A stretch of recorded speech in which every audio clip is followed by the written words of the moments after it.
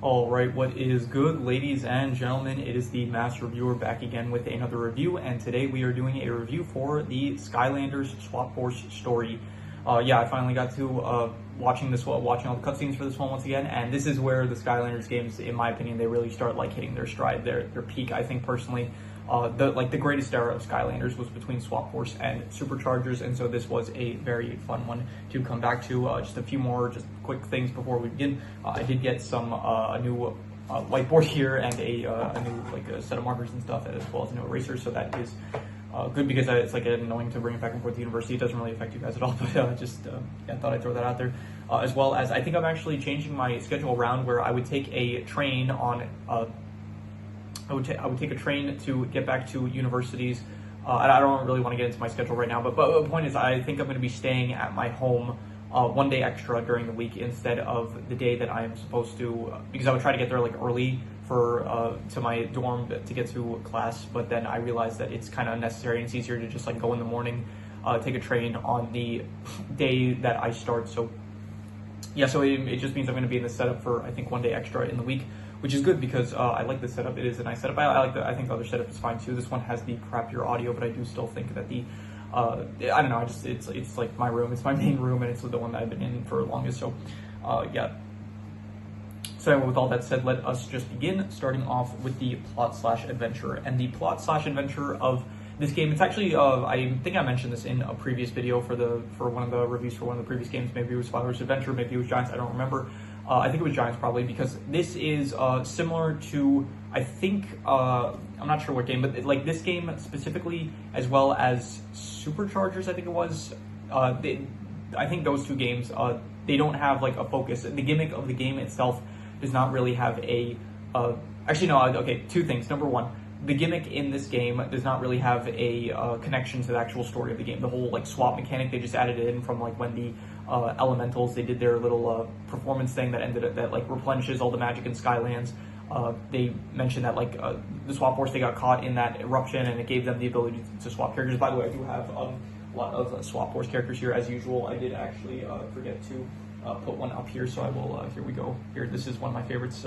His name, Trap something. So yeah, he is one of my favorite Trap Team characters. I know I forgot the name, even though he's one of my favorites, but yeah, I will, I think his name was like Trap Thing or something like that, so I will, next video, I think I'll do the character ranking and stuff, so I just forgot to put him up there because I want to have him up there for the video, so yeah, and I have a bunch of other ones too. I'll show them off during the character ranking. Anyway, so this is the only game where it's like, not the only game, I think, well, here, Trap Team kind of incorporates the gimmick, so does Superchargers, I guess Giants does as well. Spar's Adventure doesn't have a gimmick, and I guess Imaginators kind of does. So this is actually the only game out of any of the games. Like, it incorporates it in the level designs, where it's like you have the special areas where specifically only, Skylanders of like the two elements can enter the certain gates and stuff, but the actual plot of the story doesn't really have anything to do with the swap mechanic, which I don't really mind. I think the whole gimmicks of the game, they're just meant to be like for the fun of the actual gameplay and stuff. This is actually one of the games I did end up playing a lot of. I did love this game as a kid, and I would play it at my friend's house all the time. I never actually owned the game, but I did still. I think I actually had the disc for it at one point, but I never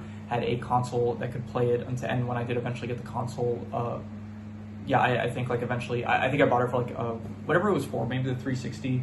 I think that's when I got it for. I don't remember exactly, but anyway, point is, I played this game like at a friend's house a lot. So yeah. Anyway, back to the plot/adventure. So the gimmick of the game, swapping doesn't actually have anything to do with the story. It is just like for the purpose of the game to have a gimmick and stuff. But I do still think that the plot/adventure is very good. And this is the other thing I wanted to mention, where in this game kind of goes back to the original story type of Spyro's Adventure, where it's like they have it's more MacGuffin like, where in Spyro's Adventure, Swap Force, as well as I guess Trap Team, you have more so like objectives, like from the start, you know, okay, this is the objective. Where in Spyro's Adventure, it's like, okay, we have to rebuild the Core of Light. In Swap Force, it's okay, we have to save the elementals. And this is in contrast to games like Giants and Trap Team. It's like to, I guess spoilers if you don't want to hear about it, but Trap Team, that's like to recapture all the villains and stuff. In Giants and Superchargers, there isn't actually like a main objective from the start. It's more so like, okay, we're going to this thing, and then this event occurs, which means that, okay, this is the next thing we have to then do. And it's like more so that, where this one has a more straightforward structure. And I do kind of like that better than Giants and Superchargers, where it's just like kind of going from thing to thing. It's like, okay, we discovered this bit of information, and that means we have to go to this place to uncover that information or whatever. Sorry. So yeah, overall, I would say that the plot is good. It is basically Chaos. Once again, I really like the evil, the crystallized evil in this game. It's like a very nice, not a gimmick, I guess, but because the swapping is a gimmick. But I do like the evilized crystals and stuff. It adds a nice like gimmick to the villains, I guess. Where also another thing, the villain introductions, absolutely love them. Every single villain in this game, every new time there's a new villain, they introduce them with like their own little cutscene thing, which I think is absolutely great. And I don't remember them doing it in other games, so this game definitely does like extra points for that. Just we're not going by points here, but still just props on whoever did the villain cutscenes, because those are great. And yeah, the evilized crystals I think are really cool. They do use it for the Greebles as well as Glumshanks. Chaos at the end. Chaos, when he gets evilized, it is like one of the best Chaos intros, like for him for a final battle. He just like he falls into this pile of like evilized crystals, and he just gets enormous. His voice gets like amplified and stuff. It is just absolutely amazing. I love it so much.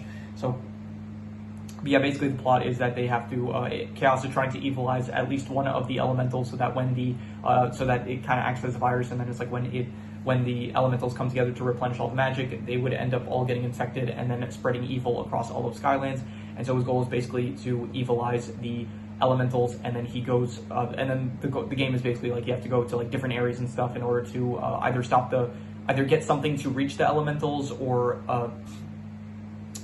to actually save the elementals themselves while Chaos is trying to evilize them and stuff. So I think it was great. You also have the I'll get into this with the characters, I guess. So overall, I would say the plot / adventure, I would give an 8 out of 10. I thought it was great. I did really like it a lot. In terms of the characters, once again, you have Flynn, which is very nice. You do have I forget his name. I think his name is Sharkfin. He's like the guy that helps out like Flynn a lot with like their adventures and stuff. He is like the new character of the game, as well as Tessa. This is actually the game that introduces Tessa, which is also, she is a great character. Rufus, he's fine. I guess he's like a bit at the he doesn't show up too much, but he's still very good, I'd say. Chaos, once again, just as usual. He doesn't feel as like comedic as he did in the last games, but he still feels like a very solid character that is entertaining. Glumshanks also, as well as usual, just very great. You have Chaos's mom in this one, which does add a nice, interesting dynamic where it's not just Chaos this time. You actually have his mother in the mix, which I do think works pretty well. Like, she doesn't feel like the ultimate villain of the whole thing, but she's not meant to be. She's meant to be like the appetizer for when you finally like fight Chaos. So yeah, overall, I would say I do think that maybe she overshadows Chaos a bit. Like they do devote a lot of time to Chaos's mom instead of like actually Chaos himself as the villain of the story. But when you get towards the end of the game, it's like you do have like Chaos being the actual big bad of the game. So yeah, and the Skylanders as well. I don't remember if in the last videos for the story reviews I ended up talking about the Skylanders, but you know, the Skylanders they're not actually characters in the game, but in this game as well as all the, I think every game just does a great job with the Skylanders. I will get more into it with the actual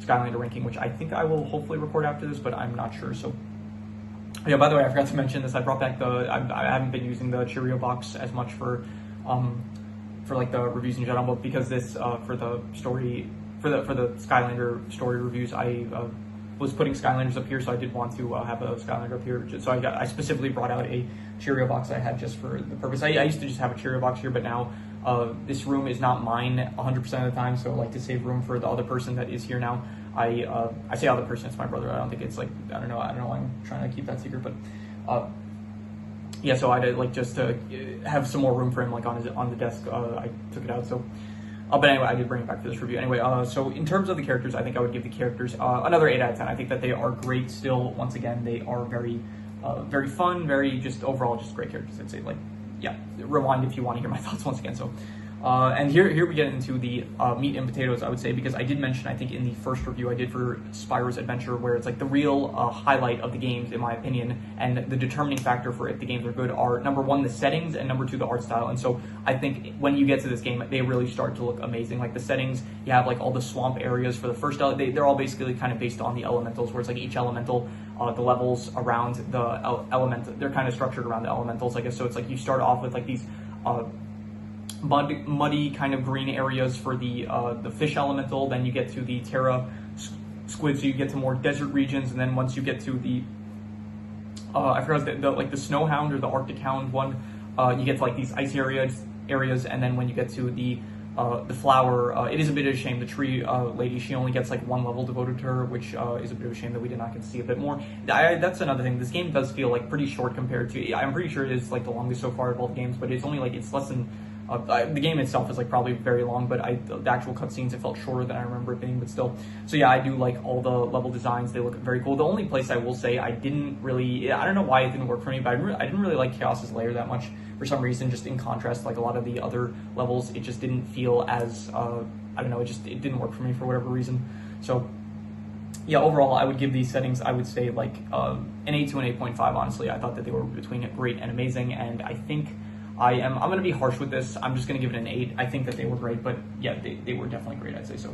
And the art style / graphics, I do think that when you get to this game, it is like, there's a big jump in quality. Like you have Spyro's Adventure where it's like the graphics, it's like, it definitely looks dated. And then you get to Giants, and it's like, there's a slight improvement, but not really that much. It's like, it still looks very much like from, like you can tell that it was made like very much in like the early 2010s or something like that. So, but then once you get to this game, like it looks still like great to this day. I think it came out the game in 2014, I think it would have been, somewhere around then. I don't remember, and my computer is, I don't feel like opening up, that would take too much time. So overall, I do think that the graphics and art style, it does look amazing. I'm going to give it an 8.5. I think it just looks absolutely great.